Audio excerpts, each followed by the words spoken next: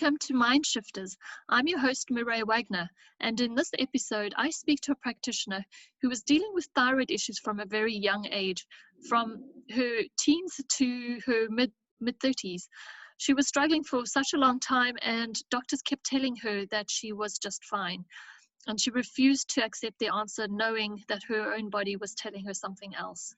So you will hear the story and the path that she experienced and how she discovered functional medicine, as well as the diet and lifestyle interventions that she's currently using to stay on the path of wellness. Thanks for watching. Hi, Anouk.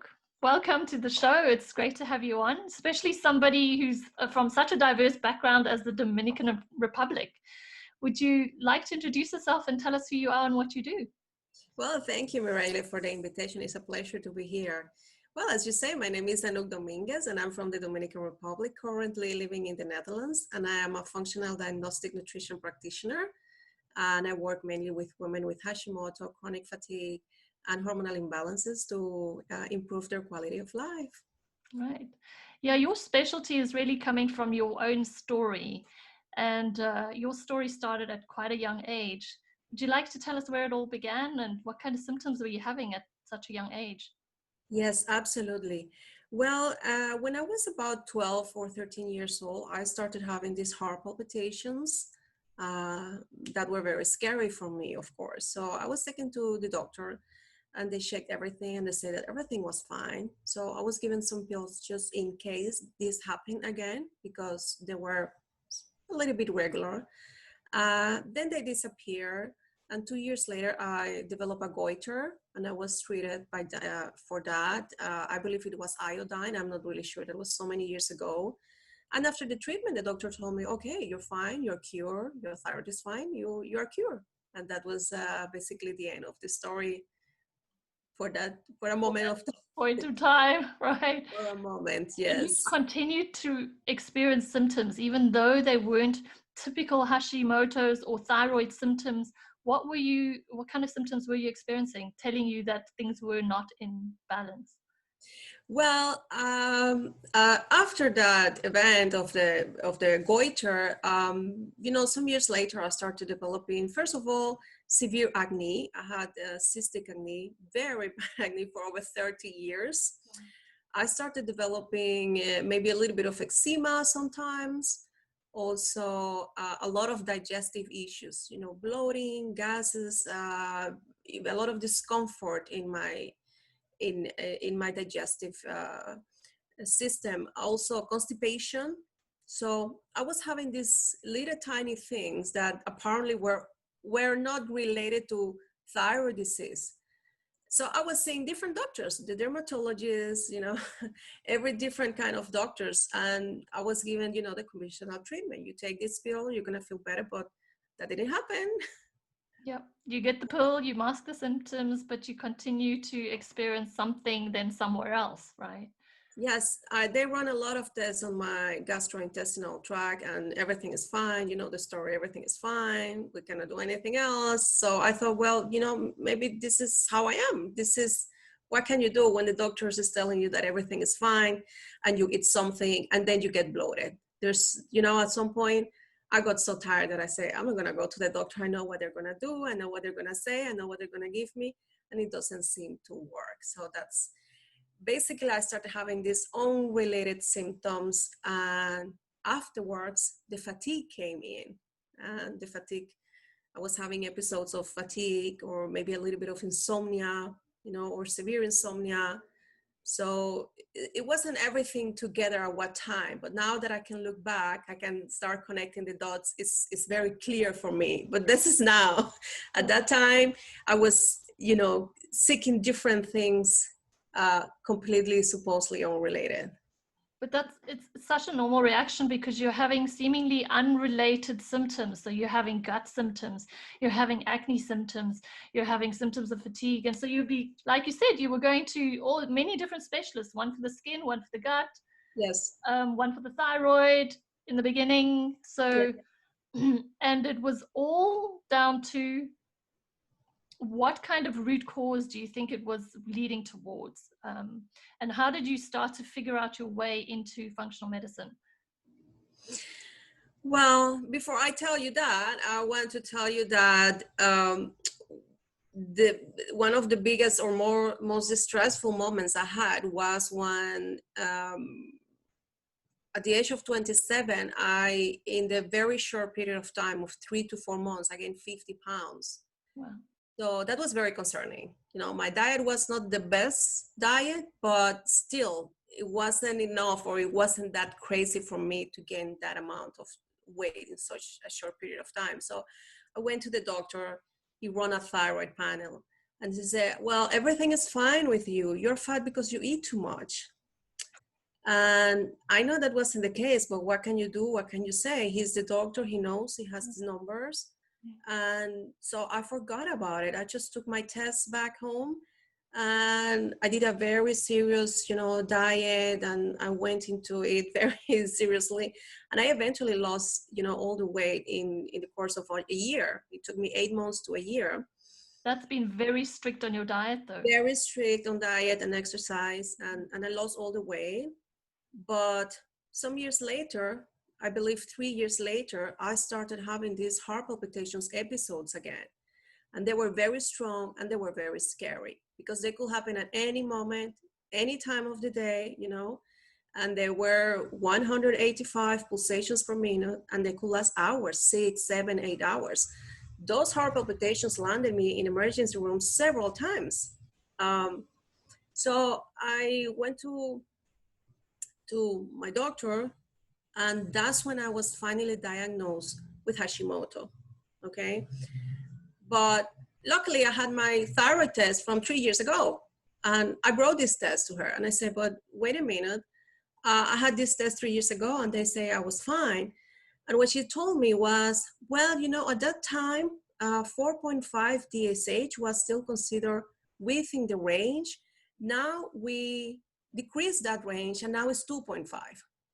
So what she told me is basically, if I was having these issues 3 years later, I would have been diagnosed, sooner, or, if they would have changed the range earlier.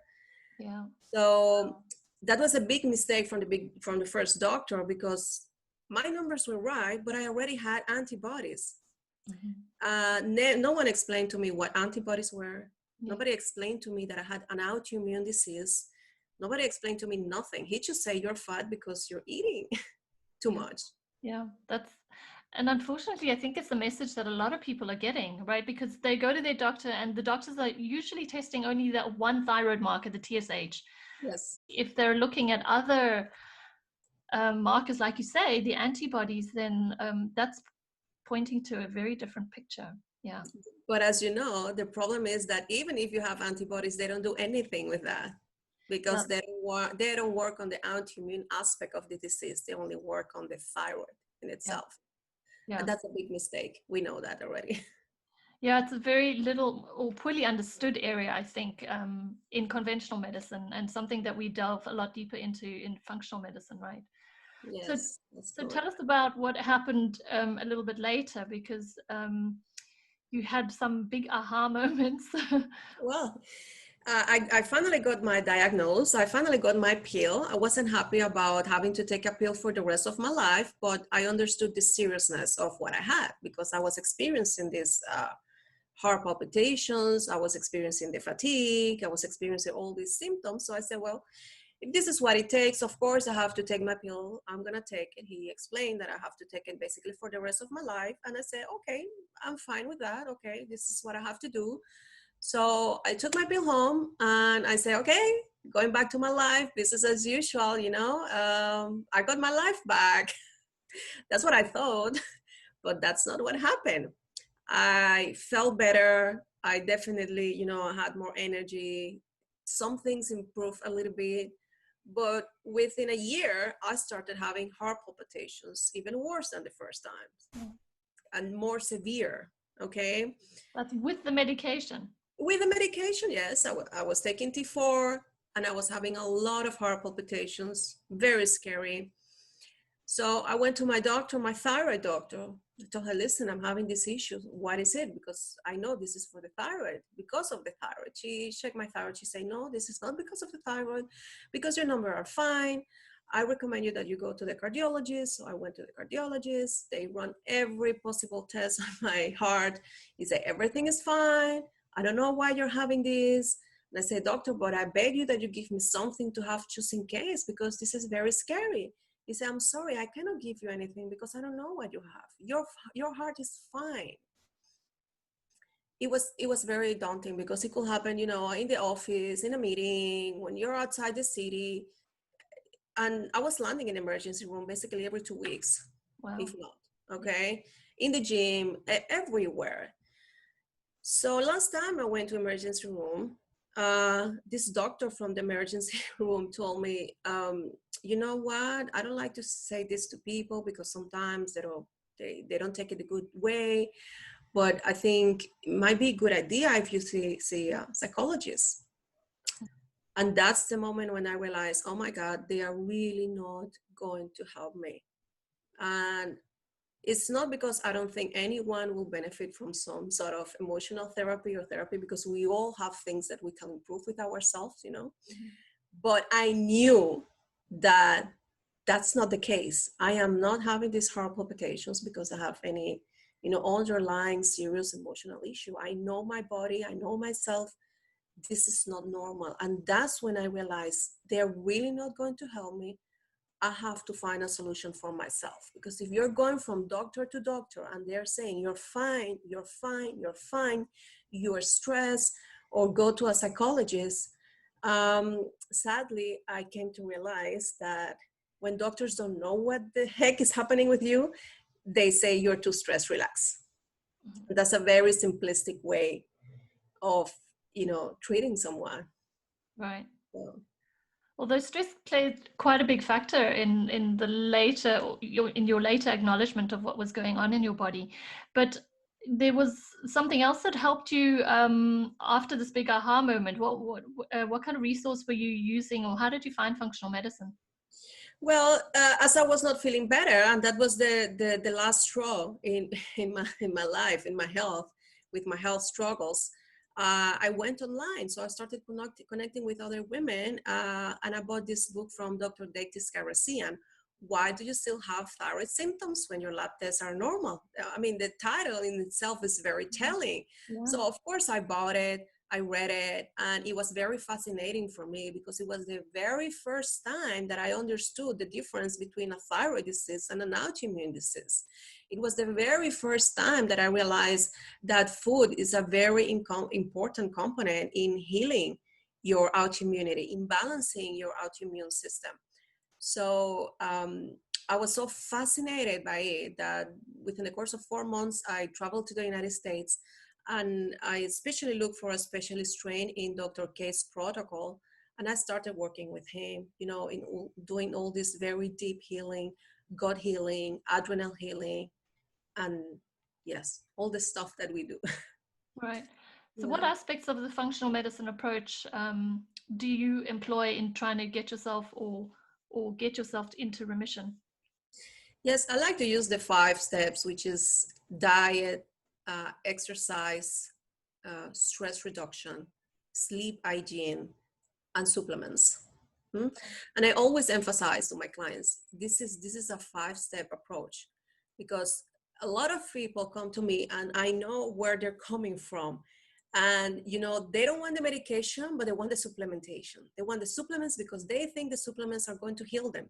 This is a mindset that we have, that some sort of pill, whether it's natural or synthetic, is going to help us to yes, they can help us a little bit, but nothing is going to be sustainable in time if you don't change your lifestyle, if you don't change your nutrition, if you don't change you don't reduce stress, and if you don't really have a very sound sleep hygiene.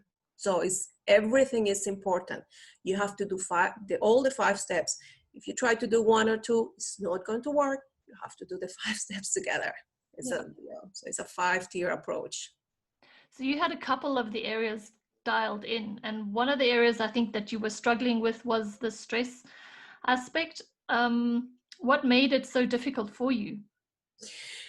Well, when I did this, the very first protocol that I did was 10 years ago. So I was a very early adapter in my home country, and we are early adapters now In Europe, yeah. I felt very lonely because nobody understood my health choices or my consumption choices. I was starting to become more picky with my choices, my lifestyle, choices. And I finished that protocol, and it was just at the time that I got married, that I was coming to the Netherlands. My arrival here wasn't a soft one. So we had a lot of challenges ahead. And then, life happens. We had a lot of challenges during these years, business issues, a lot of stuff happening that were not easy on me, on my adrenals, on my stress levels. But it wasn't only the stress that was coming in, it was also the mindset that I had before I truly really starting to heal. Okay, because we are human beings, we have emotions, things happen because it's life. So life, we're gonna have good things, we're gonna have bad things, and we're gonna have very bad things. Okay, it's about how you take those things when they come to you, because we're always going to be too exposed to those. Yeah.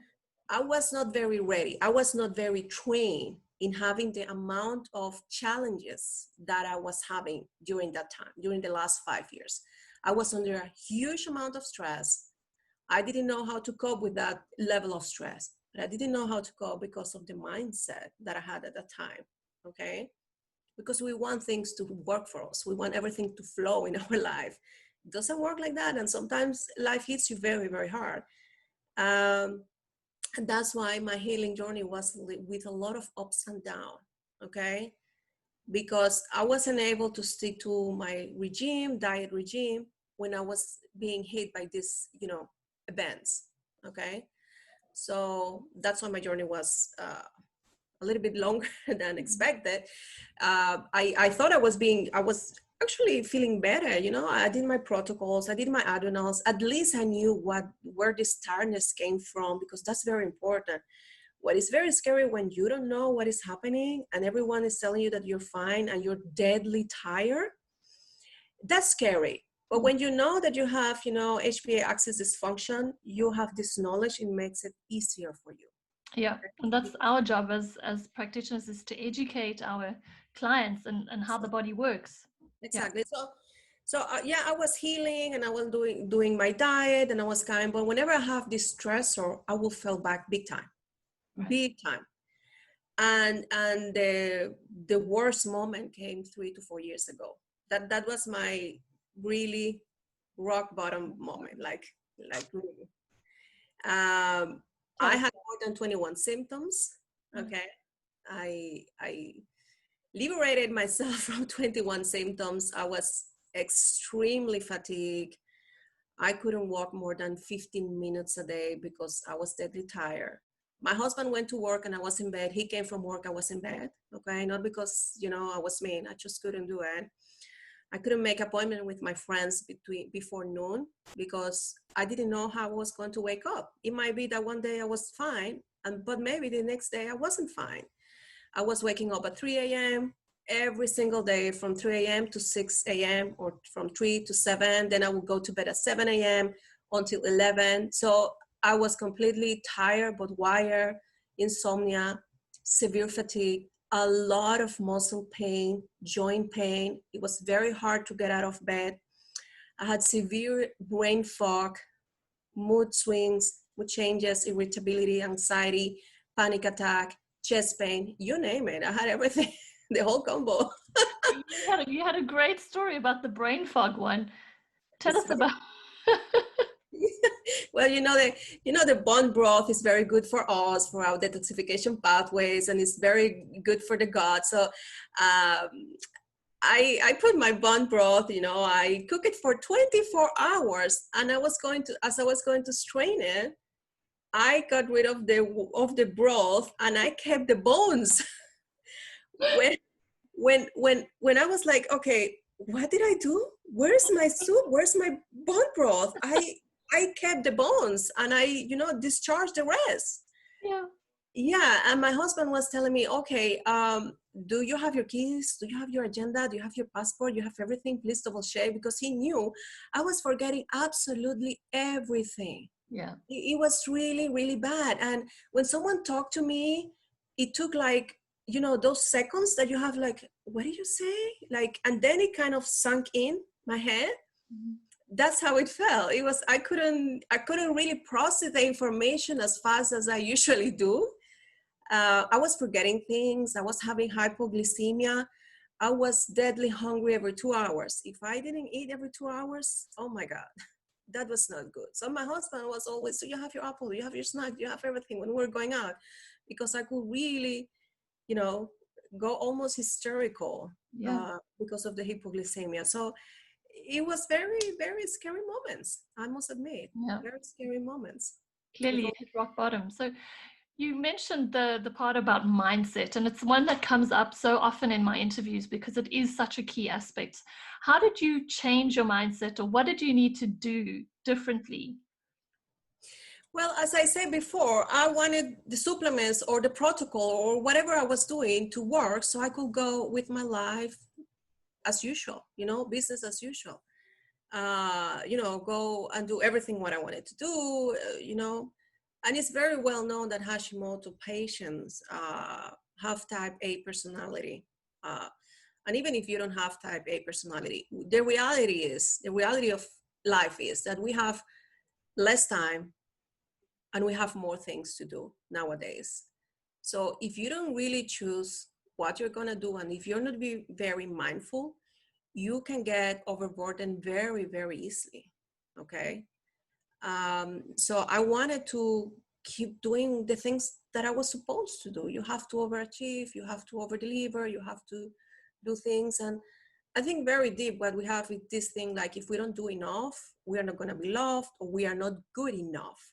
And we are not good because of what we do. We are good because of who we are. Okay, that's simple. It's like your value is attached to what you do. That's what society is telling us. If you know, if you don't do it a lot, you are not good enough. And that's not true. And it really took me a while to understand this concept, because as you are deadly tired, you have all these body aches all over, my mind was going very fast because of the things I wanted to do. When I want to do this and I want to do that, and it's like you have a mind that is going at a speed of 1,000 and a body that is going at a speed of 1. And that conflict between your mind racing or pushing yourself emotionally, you know, what do you have to do, what you want to do, and your body's not allowing you. Doesn't matter how hard you try, you just cannot. You just cannot. But I kept trying, you know. You always keep trying. You think you're gonna fool the system or you're gonna fool the body. It doesn't work. It Yeah. doesn't work. And that's why it wasn't really working for me, because I had all these stressors. And as more stress that I had, the more I wanted to push myself, until I really seriously say, Anouk, if you don't do this work, you're gonna die, because I firmly believe that. I was really in a very, very bad shape, very bad shape. Mhm. And I just surrender. I didn't want to do it, but I had no other choice. I surrender. And I say, you have to surrender to your body. Your body needs time to heal. So I closed my web shop. I told my husband, I'm not going to work. I'm going to take time to heal. And that's what I did. I took 8 months to 1 year. I did nothing. I heal. I work on my nutrition. I work on my sleep hygiene, stress reduction, walk on the parks, you know, very, very simple, subtle things that for me were like, going to the park, you know. I'm a city girl, you know, I like Go, theater, go, go. like, go, go, go, Yeah, full calendar. go, go, go. So, okay, going to the park, you know, Yeah. listening to the beers, taking this cup of tea very early, you know, with in peace, having this meditation, time for yourself, you know, all the things that we do with stress reduction techniques Yeah. to Hmm. bring the body into balance. So I really had to surrender, and that's when the magic happened. But that wouldn't have happened if I wouldn't change my mindset of, you have to calm down. You Yeah. really have to calm down. You really have to let everything go. Let go. Give time to your body to heal. Sometimes because people have to hit rock bottom first, though, just I like you. had to. It was this conflict between my head, my body, but it was basically my head. It was my head who was not allowing me to, it was my thing, it was my issue that I wanted to work and achieve and do things. Mm-hmm. My husband didn't have any problem with me not working. It was me that I wanted, and Mm-hmm. so it's sometimes, and I firmly believe this, it's, I know it's not, it's easier said than done, but I've been there and I've done it. So I know it is true. I think sometimes we do the things to ourselves. We harm ourselves with this mindset. It is us doing this. No one is telling us you have to work, 18 hours. No one is telling you you have to earn more. No one is telling you you have to accept every invitation of your friends. No one is telling you you have to be everywhere. No one is telling us to do this. We are doing this to ourselves because we choose to. Well, maybe society push you a little bit, but it's your choice to say no. Yep. It's True. your choice to make that decision and take care of yourself. Great. Yeah. Well, it's a great story, and I think there's some very important lessons for many people in there that are the go, go, go type. So, Anouk, what is one message that you would tell somebody that might be that kind of go, go, go person, also struggling with a whole bunch of symptoms, possibly, and not really sure whether they can even heal at all? Yeah, for me, stress reduction is a big one. And as I say, mindset. You're never going to heal until you don't change that mindset that I have to go, go, go. And be aware, I am not saying that you shouldn't have dreams. I'm not saying that you shouldn't work for your dreams and you are entitled to achieve things. You are entitled to those things, but you do it in a different way. You do it more intelligently. And when you tune in with yourself, with your body, with how do you feel, you can do great things, amazing things, but without harming your body. So I will say that's my big lesson. Yeah, that's right. Yeah. And you were also saying, and I think that's a great quote that you said, is what you resist persists. That's correct. That's correct. I was resisting my body shutting down. I was resisting my reality. That was my reality. I couldn't do anything. Mm-hmm. I couldn't do anything. I had to rest. And I was resisting. The most you resist that, the more harm you're doing to yourself. There is a point where you have to say enough is enough. And hopefully my message is, I hope, women who are watching this interview, is that they take this realization before it's too late for them, because I don't want anyone to go through the hurdles that I have been going through, because it's very hard. Yeah. It's very hard, and it's easier to adjust a little bit when you are just not very sick. When you are very sick, as I was, it takes more time, it takes more money, it takes more energy, it takes more effort on your part than when you are just in the starting stage of the disease. Yeah. Well, thank you Yeah. very much. For Thank anyone who you. wants to get in touch with you, mostly Spanish speakers, because I believe you coach in Spanish, is that correct? That's correct. That's correct. In Yeah. Spanish, yes. How can they get in touch with you then? Well, they can contact me through my email, which is contacto@anoukdominguez.com, or Mhm. through my Instagram, which is Anouk Dominguez. Thank you very much. I'll put the links in the notes. Thanks for Okay. your time. Thank you, It was great Mireille. to chat to you. It was nice chatting with you. Thank you.